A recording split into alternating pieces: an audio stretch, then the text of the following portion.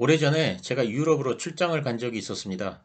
일정이 좀 복잡했었는데 노르웨이로 갔다가 영국으로 가서 일본으로 가는 스케줄이었습니다.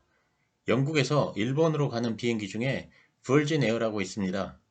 버진 에어는 스튜어디스가 승객들한테 마사지를 해주는 서비스로 유명합니다. 그래서 그 당시 동료들이 저한테 버진 에어를 타고 스튜어디스한테서 마사지를 받아보라고 그렇게 장난을 하면서 버진 에어를 예약하라고 압박을 넣었습니다. 물론 모든 승객에게 다 마사지를 해주는 건 아니고 1등석 손님하고 비즈니스석 손님 중에서 원하는 승객에게만 마사지 서비스를 제공했습니다. 하지만 저는 뭐 이런 서비스는 큰 관심이 없어서 그냥 ANA, 올 리번 에어를 타고 일본으로 갔습니다. 버진 에어 하면 항상 그때 일이 떠오르는데 이번에 버진 에어 그룹의 리차드 브랜슨 회장이 우주 여행을 하고 무사히 돌아왔다고 해서 화제가 되고 있습니다. 리차드 브랜슨 회장은 약 1시간의 짧은 우주여행을 성공적으로 마치고 돌아와 새로운 우주시대의 새벽에 온 것을 환영한다라고 하면서 아직도 우주에 있는 기분이다, 현실 같지가 않다며 흥분을 감추지 못했다고 합니다. 버진 에어 그룹의 우주여행 회사인 버진 갤럭틱은 내년 초부터 25만 달러, 우리 돈으로 약 2억 9천만 원을 주고 티켓을 구매한 600여 명의 고객들에게 차례로 우주여행 서비스를 제공할 예정입니다. 혹시 우리와 같은 보통 사람들의 우주여행이라고 하면 아직은 먼 훗날의 얘기라고 생각하실지도 모르겠습니다만 사실은 그렇지 않습니다. 우주여행에 있어 가장 중요한 요소는 우주 비행선을 보통 비행기처럼 탈 수 있어야 한다는 것입니다. 그러기 위해서는 우주로 가는 비용을 획기적으로 낮춰야 하는데 비용 절감의 핵심은 발사체를 재활용하는 것입니다. 다행히 우주여행의 선두업체들이 발사체를 수거하여 재활용하는 기술을 개발했기 때문에 우주여행이 가능하게 된 것입니다. 만약 발사체를 재활용할 수 없다면 비행기를 한 번만 타고 버리는 것과 마찬가지일 것입니다. 현재 우주여행은 3파전이라고 할 수 있습니다. 앨런 머스크의 스페이스X, 제프 베조스의 블루 오리진, 그리고 앞에서 말씀드린 버진 갤럭틱입니다. 여러 가지 이유로 살짝 딜레이 되긴 했지만 이들 업체들은 모두 2021년인 금년에 우주 여행을 시작하는 것으로 계획을 잡았습니다. 아마도 내년부터는 우주 여행이 가능할 것이라고 생각하는 것이 합리적입니다. 물론 가격이 좀 비싸지만 돈만 있다면 내년부터는 보통 사람들도 우주 여행이 가능하다는 것입니다. 오늘은 먼저 스페이스X, 블루 오리진, 버진 갤럭틱의 특징에 대해 말씀드리겠습니다. 첫째, 스페이스X입니다. 스페이스X의 가장 대표적인 우주여행 상품은 달에 가는 여행 패키지입니다. 아직 가격은 미정이지만 스페이스X는 비싸다는 것 외에는 아직 밝혀진 것은 없습니다. 여행 가능 예정 시기는 2023년이지만 패션계의 거장인 유사쿠 마에자와는 이미 2018년 9월에 착수금을 내고 달 여행을 예약했습니다. 지금이 2021년이니까 앞으로 2년 후부터는 스페이스X를 통한 달 구경이 가능할 것입니다. 스페이스X가 제공하는 스케줄에 따르면 달 여행 패키지는 약 일주일 코스입니다. 1일차에는 우주선을 발사하고 2일차에는 발사체와 분리되며 3일차에는 지구를 돌고 4일차에는 달을 볼 수 있는 거리까지 접근합니다. 5일차에는 우주선이 달과 가장 가까워지는 포인트에 도달해 우주선 내부에서 달을 구경합니다. 하지만 달에는 착륙하지 않습니다.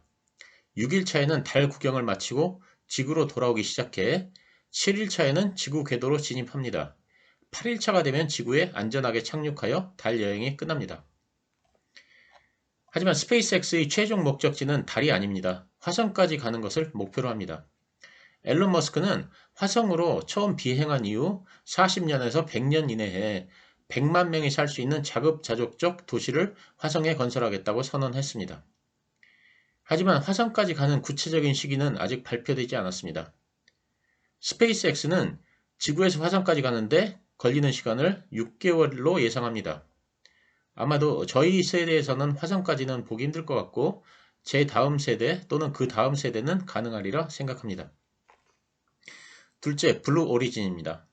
제프 베조스의 블루 오리진이 현재 제공하고 있는 우주여행 상품은 지구 대기 끝인 카르만 성까지 갔다 돌아오는 것입니다. 카르만 성까지 올라가면 거기서부터는 우주라고 할 수 있는데 여기서 지구를 관찰하는 것입니다.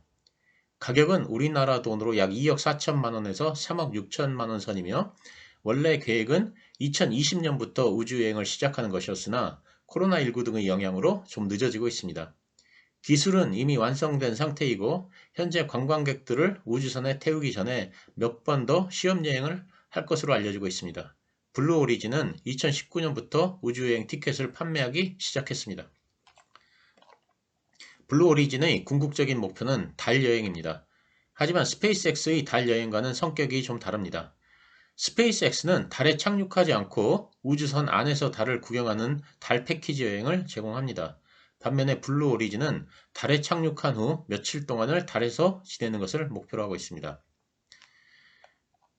셋째, 버진 갤럭틱입니다. 목적지는 블루 오리진과 같이 지구 대기 끝인 카르만선입니다. 버진 갤럭틱은 스페이스십2를 카르만선 바로 위까지 발사해서 승객들이 우주에서 지구를 내려다볼 수 있는 경험을 할 수 있고 하강할 때는 무중력을 즐길 수 있습니다.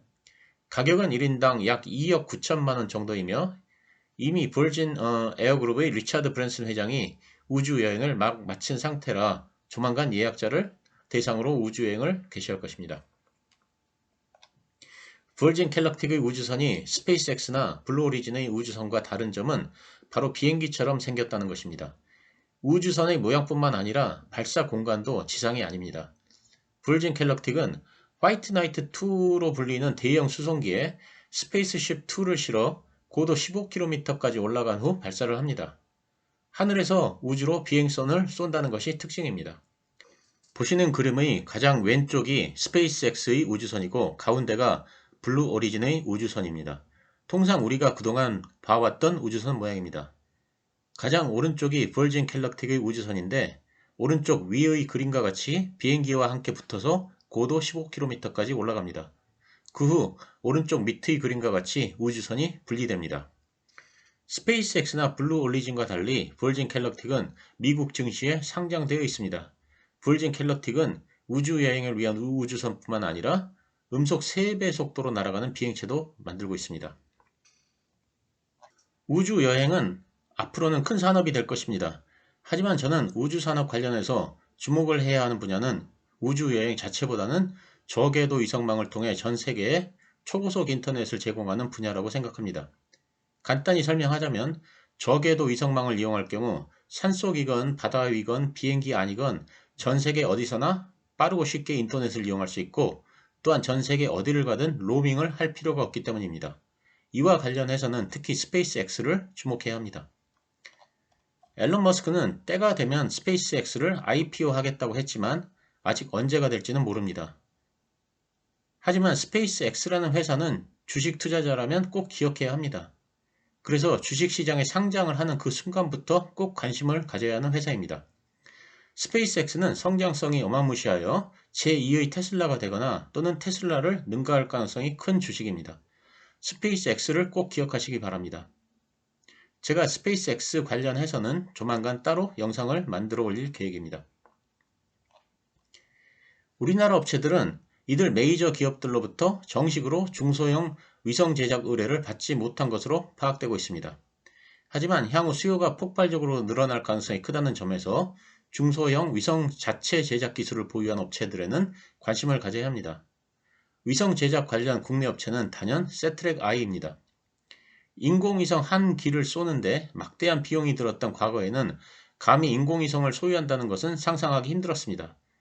하지만 인공위성의 소형화, 발사체 발사 비용의 절감 등으로 전반적인 비용이 낮아지면서 너도 나도 인공위성 데이터 확보를 위한 경쟁에 뛰어들었습니다. 위성 데이터 확보 경쟁은 자체 인공위성을 발사하는 데서부터 시작합니다. 미래의 석유는 데이터라는 말을 많이 들어봤을 것입니다. 데이터 중에서도 특히 가치가 있는 것은 희소성이 있는 것들입니다. 미개척지에 가까운 우주에서 얻는 정보는 그 가치가 높습니다. 예를 들면 인공위성 지도 서비스를 제공하는 기업이 될 수도 있고 군사 관련 데이터를 확보하는 기관이 될 수도 있습니다. 세트랙아이는 작년 이후로 많이 올랐습니다. 2020년 최저점 대비 무려 5배가 올랐습니다. 하지만 앞으로도 성장성은 큰 주식이라고 생각합니다. 그래서 만약 지속적인 조정을 보인다면 관심을 가져볼 만한 종목입니다. 또한 저궤도 통신 서비스를 이용하기 위해서는 항상 듀얼 안테나가 필요하기 때문에 시장이 2배로 커지는 효과가 있습니다. 이런 점은 안테나 제작업체의 시장 확대에 도움이 됩니다. 만약 저궤도 인공위성을 활용한 위성통신 시장이 우리가 현재 사용하고 있는 지상 통신망을 뛰어넘는다면 위성통신 단말기 사업자가 스마트폰 시장의 새로운 경쟁자로 떠오를 수도 있습니다. 이 정도가 우주산업 관련 수혜가 예상되는 업종입니다. 하지만 저 개인적으로는 현재는 세트랙 I 그리고 미래에는 스페이스X의 IPO 정도에 관심을 가져볼 만하다고 생각합니다. 그리고 저궤도 인공위성을 통해 인터넷 서비스를 제공하는 업체들이 향후에는 인터넷과 통신을 지배할 것이라 생각하고 있으므로 향후 저궤도 인공위성을 통해 서비스를 제공하는 업체에는 관심을 가져야 합니다. 감사합니다.